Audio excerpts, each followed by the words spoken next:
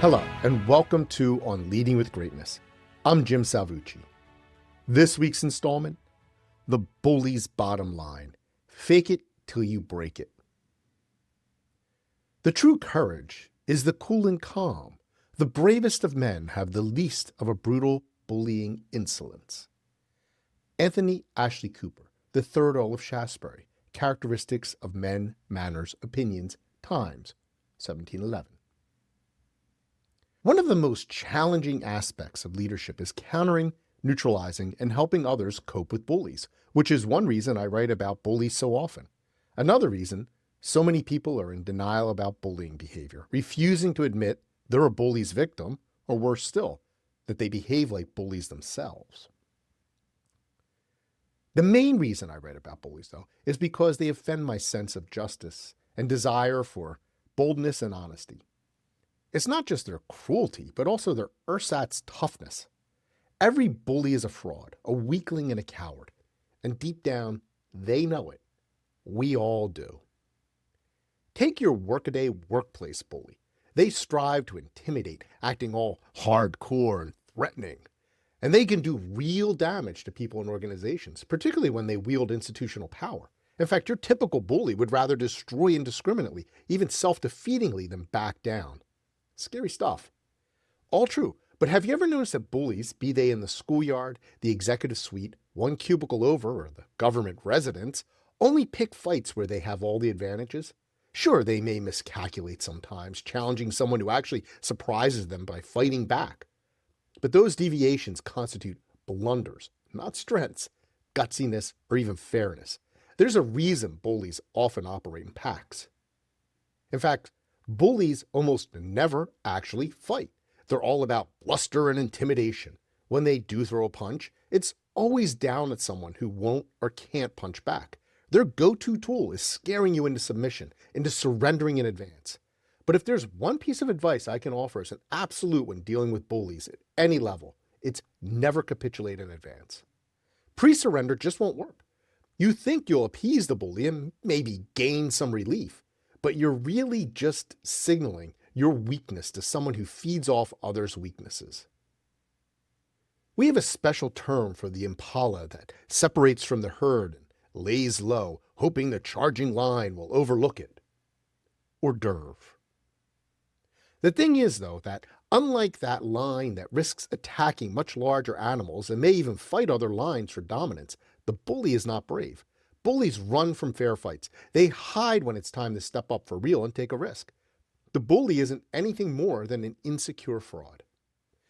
That's all true whether the bully is your colleague or your boss. They only act tough because they perceive some advantage. In the face of solid opposition, they'll cower and cave, exposing their true nature, cravenness, and weakness. In other words, every tough guy bully is faking it. They fake it till they break it. And don't mistake, bullies can do real harm. Fakes, phonies, and frauds hurt others all the time. Like I said, bullies would rather burn the world to the ground than lose. For the bully, everything is about winning at any cost. In their limited zero-sum mind, every tiny setback is a disaster that inspires them to further bullying and destruction. Committed opposition will defeat routine bullies, but when the bully has all the power in a situation, such as when they're your boss, any resistance must be mounted with caution. No matter the situation, though, peer or boss, appeasing a bully won't satisfy their lust for cruelty. It'll just encourage them. The only effective tool to neutralize bullies is confrontation. So bullies count on people wanting to avoid conflict, which is anathema to good leadership. Leaders are natural bully slayers. But don't worry, confronting a bully doesn't have to be on the bully's terms. Indeed, it shouldn't be. Mighty Mike of the Foursquare. Think of when you were a kid in the schoolyard. No doubt you dealt with or at least witnessed bullying. Maybe you even indulged in bullying. How did other kids cope with the bullies? Did any fight back, or did everyone just knuckle under? Did anyone ever confront them, even with words? I grew up in Delaware County, Pennsylvania, a region fondly known as Delco. Delco has gained a bit of a national reputation for its distinctive accent and odd mix of blue-collar and suburban Philadelphia values. When I came up there in the 1970s, it could be pretty rough and tumble, even at or particularly at the Catholic schools I attended for 12 years. Bullying was rampant, whether it be by the kids or the teachers. In 7th grade, one kid simultaneously terrorized and titillated the class for a time. Michael M. A burly kid, Mike obviously had a rough home life and what we'd now identify as a learning disability. Back then, in that setting, the nuns, as compassionate as ever, wrote him off as hopelessly slow and lazy. Mike sought to compensate by taking on other boys in the schoolyard to show dominance. He did this regardless of their size, but notably avoided the more athletic kids. I was much younger than my classmates, and rather small with goofy hair and thick glasses, so I made a tempting target if not a stellar trophy. My only advantage? I was quick with my wit. I also was a budding student of human behavior. After every lunch, we'd spend about half an hour or so in the schoolyard, which was really just the church parking lot. The nuns, our teachers, watched over us, but their hearts clearly weren't in it. Mike used their neglect to his advantage. The nuns forced us to participate in a diabolically lethargic game called Foursquare, the bulk of which consisted of waiting in line for our turn to bounce a big red ball. Foursquare served as a key strategy in the ongoing project to suppress our demon spirits lest we children succumb to the sinful urge to frolic or, worse still, joyously run across the parking lot. That waiting, though, also provided me the opportunity to observe schoolyard dynamics.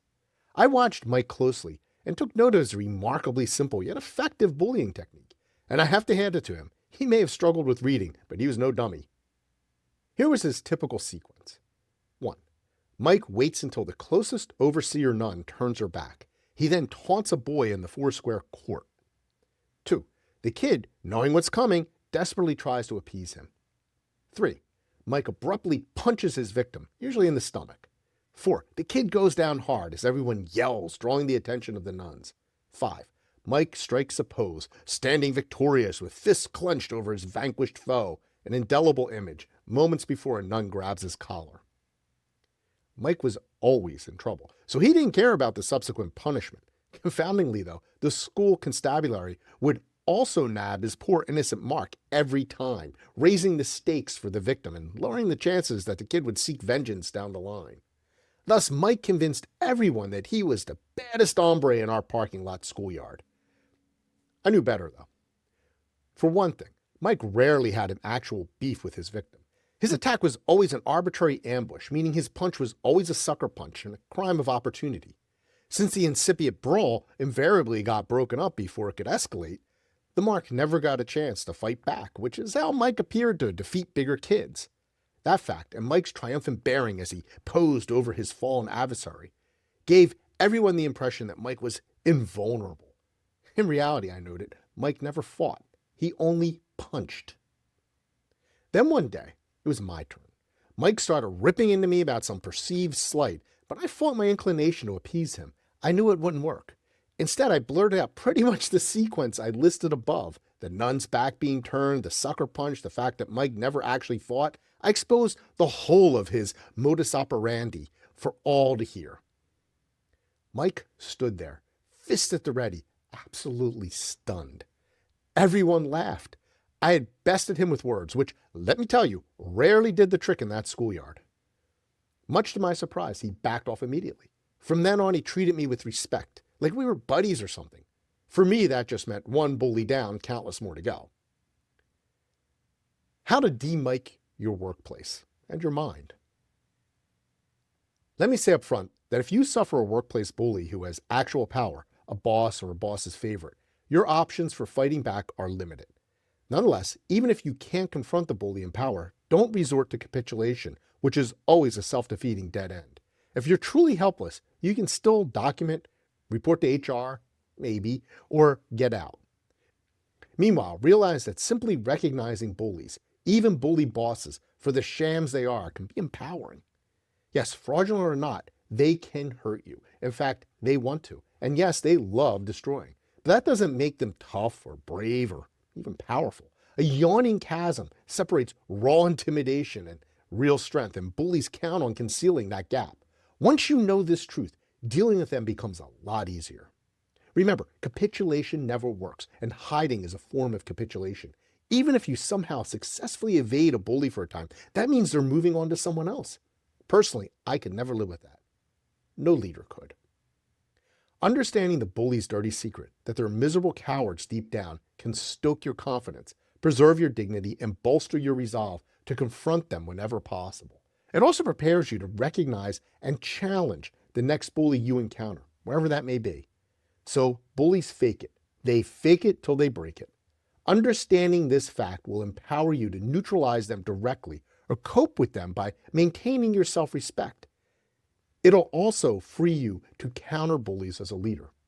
Think of Mike reveling like a conqueror while cowering in the face of direct confrontation by a wimp like me. I like to think maybe I spared a few others from his wrath. Bullies fake it. Whatever your situation, make your knowledge of the bully's shame, their foundational weakness, your foundational strength, no matter where that bully operates or at whatever level. But do so before they break it, or you. Have you ever contemplated the faux toughness of bullies? What have you done to counter their intimidation? Leaders don't flinch from bullies, no matter how tough, and I can help. Unlock the great leader within. Download my free resource, the Transform to Greatness Toolkit, now at thegreatleadershiptoolkit.com. I look forward to hearing from you.